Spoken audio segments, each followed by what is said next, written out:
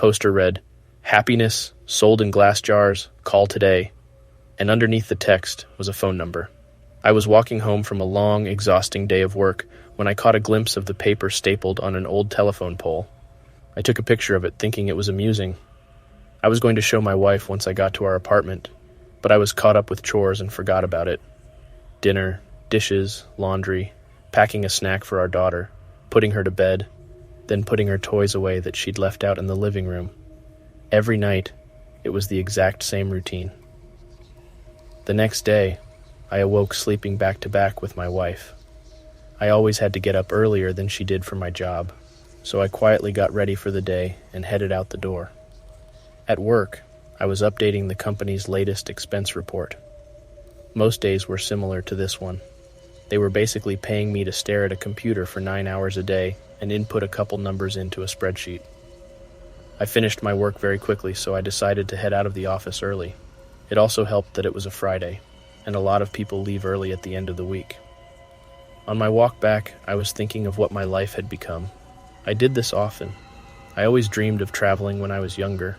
I wanted to drive across the country or solo backpack across Europe. Then I met Kelsey. Don't get me wrong, I loved Kelsey. I mean, I still do. We just don't have that spark anymore. When you meet someone and get in a relationship, whether it's meant to be or not, some of your personal life plans have to be put on hold. And then that relationship turns to marriage, and then you have a baby, then you have to enroll your daughter in a preschool, then you have to get a better paying job and work more hours and blah, blah, blah. I'm not trying to throw a pity party for myself. I'm just saying I wasn't exactly content with where I was in my life. I wouldn't have referred to myself as a happy person. As I took the same route home that I did every day to work and back, I walked by the same poster I had passed the day before. I don't know why, I really don't, but I decided to call the number. I figured it would be some joke. Maybe someone just picks up and says, "I love you" on the other end and hangs up. Or maybe it's a line to a sex worker. I had no idea what to expect. I called. It only rang once before someone picked up. "Hello?" a woman said. Hi, I'm calling about your poster? Your ad?" "Oh, awesome," she said calmly. "When do you want to pick it up?" "Pick what up?" "The jar," she said, like it was the most obvious thing in the world. "Oh, of course. I realized then that I had left work early without telling Kelsey, so I could just go pick it up now and she'd be none the wiser. What exactly is it that you're selling?" "I just told you. It's happiness. In a glass jar, like the poster said. Happiness keeps best in glass jars. They're more durable than, say, a plastic bag." Okay. Should we meet somewhere?" "For sure. I don't want you to end up being a creep or something, so let's go to a public place." The public place we decided on was a Starbucks parking lot a little over a mile from me. Now, I didn't think I was really going to be buying a jar of happiness or whatever. I was 99% sure she was going to sell me drugs. Maybe heroin would be in the jar. I remember thinking, oh no. Happiness is probably a nickname for some street drug and I'm going to a drug deal. What if she's a cop? Am I going to be arrested? But something inside me told me to keep walking, and so I did. I stood outside and texted her. "Me, I'm here." Her, "Cool, be there in a sec." Me, "What are you driving?" Her, "Silver Camry." And as her final text came through, I saw her car pull in. She took a spot not too far from where I stood. I could see there was no one else in the car, which put my kidnapping fear to rest. She opened her door and stood on the pavement, looking around until her eyes met mine. I gave her a little nod of acknowledgement. She simply responded by waving her hand, gesturing for me to come over to her car, so I did. She was young, maybe mid-20s, with curly golden hair. Her skin was pale and contrasted with the all-black outfit she was wearing. I thought she looked like Glinda the Good Witch from The Wizard of Oz had put on the Wicked Witch's clothes. "Nice day out," she said as a greeting. "Oh yeah, it is. Hadn't really paid attention to it." "You were the one that called about the jar, right?" "Yeah, that was me." "Cool, well, here you go." She handed me a very small glass mason jar. It couldn't have been more than 2 inches tall. Inside of it was a light. Not a light bulb, just light. It was like someone bottled up sunshine. It glowed even in the mid-afternoon daylight. It looked like a tiny sun, or a tiny universe existing in this little crystal-walled home. I was admiring it with no attempt to hide the awe on my face. "Pretty rad, isn't it?" What is it?" "You've asked that like 3 different times, I think. My answer is still the same. It is happiness. Happiness in a glass jar. What do I do with it? Keep it, she said simply. If you have any problems, shoot me a text. She started to get into her car. Wait, I said. I thought you were selling this. How much is it? Don't worry, man, she said with a smile. You'll pay. She closed her door and I stepped out of her way as she backed up, then drove off. What the hell had just happened? What was I holding? I looked down at the jar again. Its radiance was simply mesmerizing. I put it in my pocket and could see its glow slightly through my pants. I began to walk home. What was just a nice sunny day quickly changed into a rainy one with clouds wrapping the sky. It was not forecasted that it would rain, or else I would have ridden the bus or subway to work that day. I jogged home trying not to get too drenched. I finally found shelter once I made it to my apartment building. I walked up to my door and found that my key wasn't on my key ring anymore. Shit. I can't believe I lost it again, I thought. I knocked on the door and said in a somewhat loud voice, Hey babe, it's me. I don't know what happened to my key. I heard the door being unlocked from the other side. When the door opened, I was greeted by a large, heavy-set man with greasy hair and unkempt goatee. He said, I think you got the wrong door, bud. Oh, I said, disoriented. My bad, sorry, have a good one. He let out a chuckle as he closed the door. Apartment number 33. I know that was my apartment. I know it was.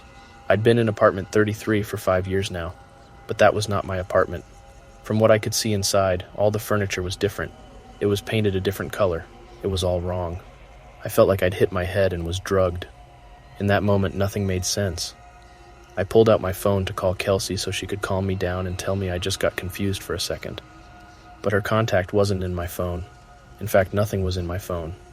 I had no messages with her. No previous calls. No pictures. It was like my phone reset to its factory settings. Did that girl somehow switch my phone out when I wasn't looking? I would have just dialed Kelsey's number manually, but I couldn't quite remember it. I had known it by heart before, but not anymore. I needed to get back to the office. I had all my contacts backed up on my work computer. Since it was still raining, I hopped on the bus, which had a stop right in front of the apartment complex. I rode downtown toward my office, the whole time staring at my wet shoes, wondering what the hell was going on. We have a keycard access to our building, so only authorized personnel can get inside. I always keep my access card in my wallet. Always. But surprise, surprise, it wasn't there. I buzzed into the speaker we had for guests with appointments or employees as a backup in case anyone lost or forgot their card. Busy. Hey, this is Tim. I must have lost my card. My employee number is... I stopped as I drew a blank. A voice came through the speaker. Tim, you got cut out. What's your employee number? I can't remember. That's fine. Just tell me your full name and department. Finance. I'm in finance. My full name is Tim Brooks. 1 sec. About 30 seconds later, the man spoke to me again. We don't have a Tim Brooks working in this building. Did you have an appointment with someone? I backed up in surprise, almost tripping on my own feet. I had just been in that office an hour or two ago. What was happening to me? I felt like I was getting Alzheimer's, but going through every stage in one day. I stared at my hands, unsure if I was in the right body. I felt like the world around me was disintegrating. I wasn't in control. I was merely sitting inside somebody else's head, watching the world through their eyes. Just then I got a text. I recognized the number immediately. It was that girl, the one who gave me the jar. I had forgotten all about it until I saw her text. Her, hey, how's it going? I looked at my phone, dumbfounded. It made me angry she was so nonchalant about this. She knew what was going on. She had done this somehow. Me. What the hell did you do to me? Her. The worst is yet to come. I was astronomically close to just chucking my phone as far as I could in frustration. I took the jar out of my pocket. It looked unchanged, still glowing just as bright. What the fuck did you do? I yelled at the jar, realizing I probably looked like a lunatic. As I stared at its glistening glass, I realized something. I didn't know what my wife's face looked like anymore. I knew her name. Well, I know it started with a K or maybe a C. I couldn't picture her in my mind. I knew I had a wife. I knew I did. Yes, because I had a daughter. I had a wife and a daughter. I just couldn't remember their faces then, or their names, or their birthdays, or any memories I had with them. I know they existed. They did exist. I had just seen them that morning, right? I couldn't remember how she looked or what she smelled like. What was our first date? We had a wedding, right? What about our first kiss? Or my daughter, or was it my son? Maybe I didn't even have a kid, but my wife or girlfriend, she was real. I knew she was. The thought was tearing me apart. I couldn't see her in my head. I couldn't recall a single fact about her. I was standing outside of the same building, but I was unsure why I was. Did I work there? I must work somewhere. The rain was accompanied by a chilly wind now. It was whipping at my face, making my nose and cheeks sting. I wanted to go home. I wanted to be with her. I wanted to be warm. I wanted to go into a shitty office job that kept a roof over my head. I wanted it all. I was soaking wet. I was miserable. I couldn't remember my parents or my childhood. Did I even have any friends? Why was I in the rain? I looked down at my hand. I was still clutching the jar. The only memory of my entire life I could concretely remember was that girl giving it to me, telling me it was happiness. It did not bring happiness. It brought pain. It brought suffering. I was more miserable in that moment than I'd ever been. My phone buzzed. "Break the jar, Tim." I looked at my other hand.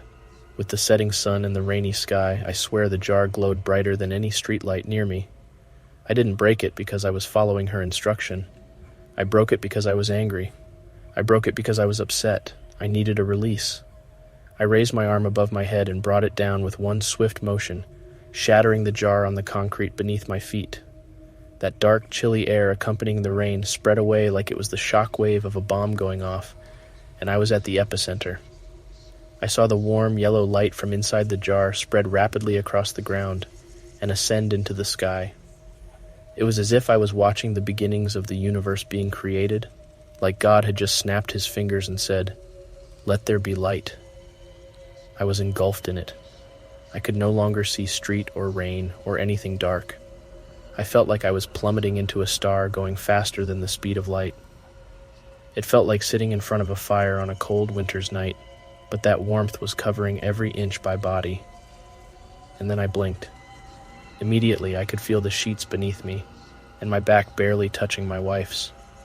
I was staring out the window. The morning light drenched through the glass and gleamed on my face. I stood from bed and grabbed my phone. It was Friday morning. I had one text: "Let me know if you ever need another jar." I called in sick to work. I snuck into my daughter's room and greeted her with a kiss and told her she didn't have to go to preschool today. We were going to have a family day. She smiled and stretched out her arms with a yawn before curling up and falling back asleep. I got back in bed and squeezed my wife tightly. I didn't let go for hours.